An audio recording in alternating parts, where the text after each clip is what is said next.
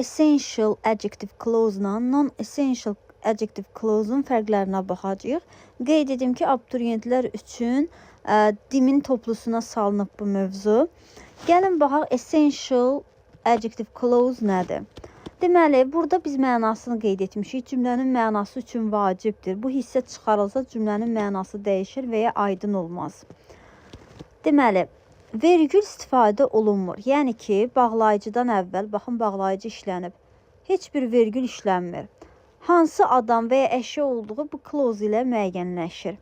Yəni ki, vacibdir burada. Məsələn, who-nun, zətin işlənməsi. Çünki söhbətin nədən getdiyi aydın olmalıdır.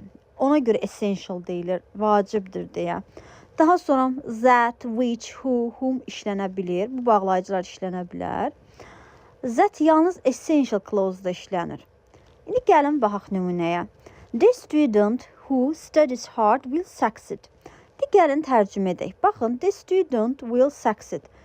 Tələbə uğur qazanacaq. Mən deyirəm, tələbə uğur qazanacaq. Siz də deyirsiniz, hansı tələbə?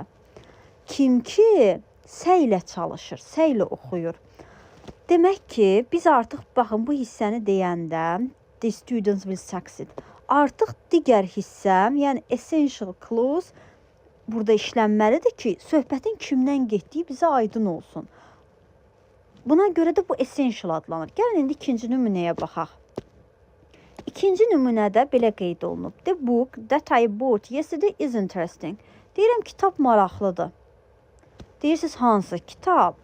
Mən də deyirəm ki, that I bought yesterday. Dünən aldığım kitab. Yəni, fikrin tam olması üçün, aydın olması üçün biz bu clause işlətməliyik. Ona görə də essential clause adlanır bu. İndi gəlin non-essential clause-a baxaq. Burada mənası odur ki, əlavə məlumat verir. Yəni ki, əlavədir. Yəni, verməyə də bilər bu məlumatı.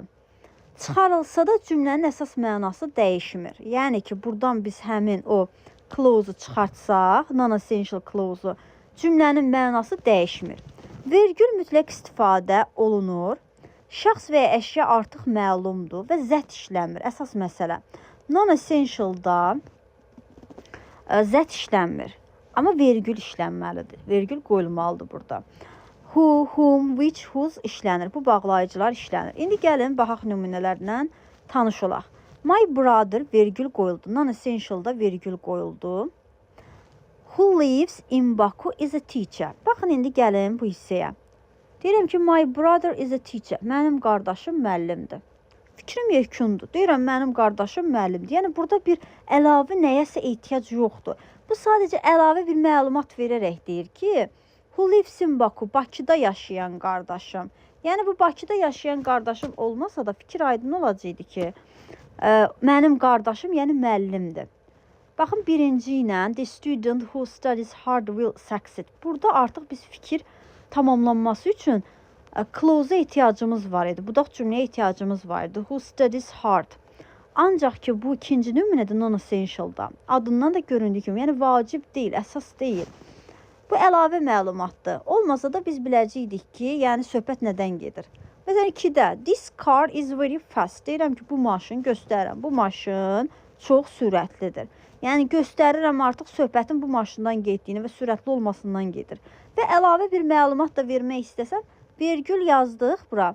Which I bought last year. Keçən il aldığım maşın, bu maşın çox sürətlidir. Bu da əlavə məlumatdır. Ona görə də non-essential adlanır. Deməli, əsas məsələyə nəyə diqqət edirik? Baxın, burada qısa bir müqayisədə baxaq. Essential-da vergül olmur, yəni vacibdir bu. Mütləq işlənməlidir ki, əsas fikir burada, əsas ideya bilinsin. Məlumat vacibdir, zət işlənə bilər. Essential-da vergül yoxdur, zət işlənə bilir, əsas məsələ. Non-essential clause-da isə vergül var. Vergül var, məlumat əlavədir və zət işlənmir. Yadımızda saxlayaq ki, non-essential clause-da zət işlənmir, amma vergül işlənir. Gəlin topludan biz bu qaydaya aid testlər həll edək. Bizdə burada non-essential adjective clause-u soruşur. Dedik ki, non-essential varsa burada vergül olmalıdır bağlayıcıdan əvvəl. Baxın, 1-də var vergül. 2-də yoxdur. Deməli, bu essentialdır. 3-də yenidən yoxdur. Essentialdır.